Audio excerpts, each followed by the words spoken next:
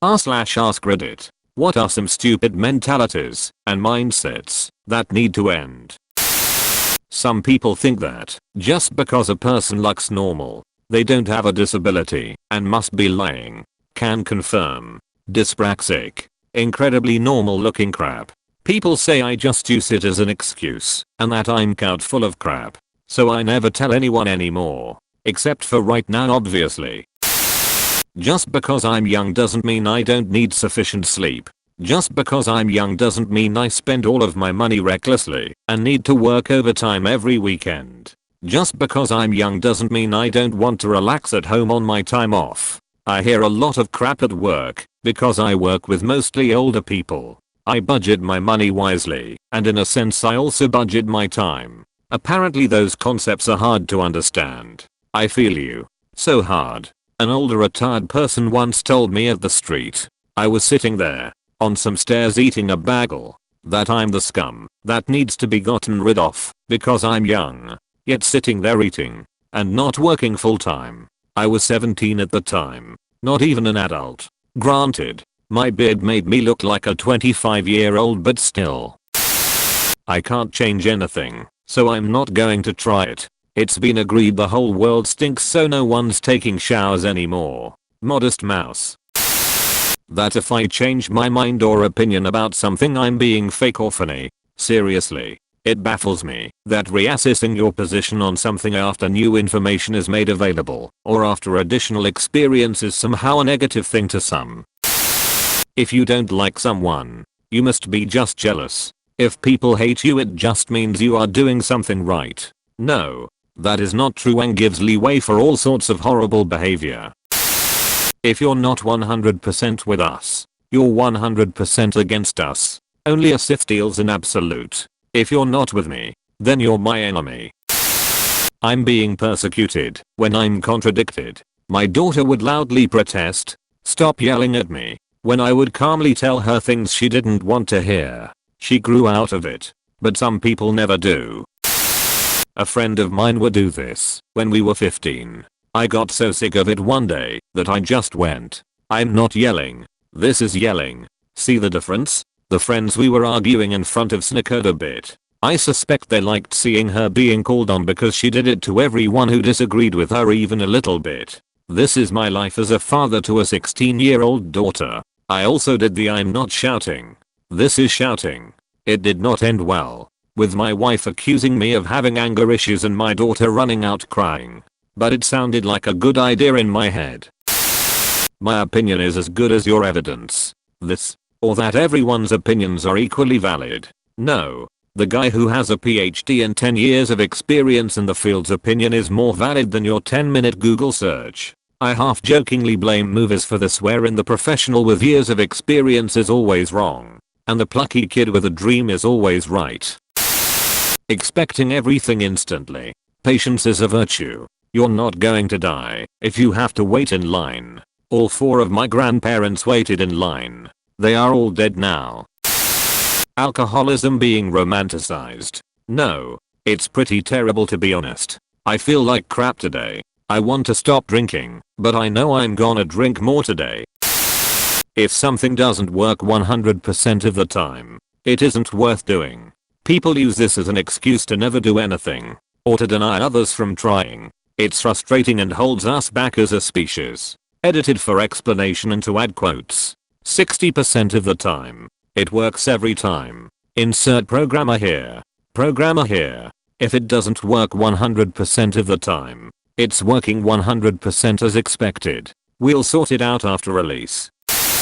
If you don't post about a tragedy or support something on social media you are okay with, or don't support, or care about said something, absolute cancer. I don't like the long copy pastas that say a lot of edge stuff and at the end says, "If you don't share this, you obviously don't care." I'll be checking to see who my real friends are, and will be removing people accordingly. Good riddance.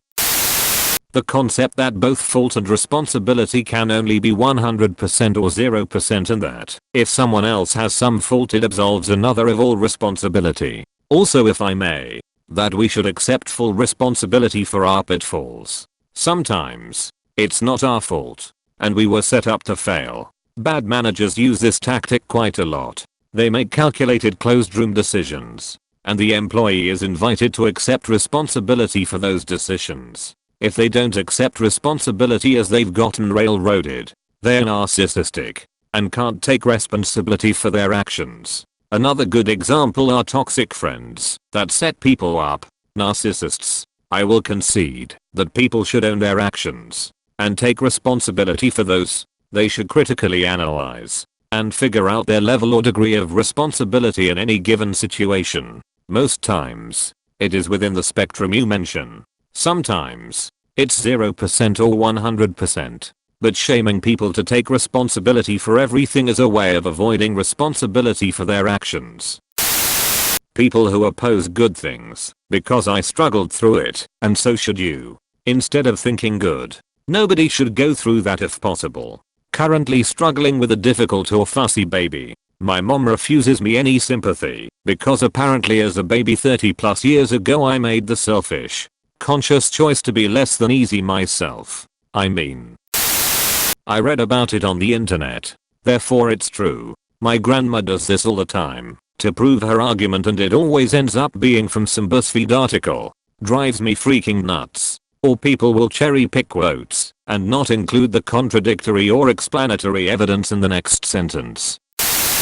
Quitting is only for losers. If you try something and don't like it, why keep doing it? Why not allow yourself to switch to a better major, or try a different sport, or get a new job? Don't quit everything once it gets hard. But why stay miserable for a quitters never win mentality? Get a job you like. Do an activity you like. Edit. I really don't mean quit the second you struggle. I do mean knowing when to quit. As many of the comments say, I mean knowing when to go on to better things. As an example, in my own life I changed majors when I saw how miserable the future seemed to me and how badly I was struggling. The switch was the best decision I ever made. It took me too long to not see it as quitting anymore. But moving on. That if you are salaried employee and don't finish your work on time, you have to work unpaid overtime until it's complete. But if at another time you complete all of your work early and there's literally nothing left to be done, you're not allowed to leave and instead have to sit at your desk doing nothing until you get in your 40 hours for the week. Employees should either be paid to have their ass in a seat for 40 hours, no more, no less, or be paid to complete a certain set of work regardless of whether it takes 30 hours or 50 hours. This BS double standard that you're paid to complete a task, not for a certain number of hours when there's extra work, but are paid to be there for a certain number of hours, not to complete a task then leave when there's less work, needs to end. You're entitled to speak your mind. You're not entitled to have people listen, comply, or care. The people that say I'm just saying, it's my opinion, or I'm just speaking my mind, sometimes act as if their words can't or shouldn't be challenged. If you don't listen to every song or know everything about a band, you are not a real fan. Assuming that people are not allowed to change their opinions or values over time, and judging people, famous or not, for comments made decades ago. Yes, some people have patterns of problematic comments and behavior and should not be ignored. But it also makes sense that, for example, a politician may have learned more about abortion or healthcare, or what have you, and be able to change their stance. We are not the same people at 25 and 50, or that if you change your opinion based on new evidence, that you are somehow dumb, weak, or your opinion no longer matters. Broadcasting everything in social media. I have cut way back on my social media presence. There is absolutely no reason why everyone that I have ever met throughout my life needs to know every detail of everything that is going on in my life. Stop comparing traumas. It's not a freaking competition. Learn to have empathy and take care of each other's mental health. I'd also add not to compare stresses. At work I have been stressed the hell out for many reasons, but other co-workers just shrug off my complaints with the phrases, "Oh, you don't have kids, or are not even in a relationship. What do you have to be stressed about?" That anything but perfection is a failure. Progress is often incremental and takes time. I have been struggling with weight loss for years. And this concept is something I'm finally coming to terms with. That no matter how much I progress and regress, I have to look at the end goal. Little things may slow me down, but I just have to remember to try again and not beat myself up mentally because I failed my goal. I can fix this person who has hurt me many times. Yep, you can try as much as you want, but if those people themselves don't want to change, then there isn't much you can do. Please like and subscribe to get more content like this.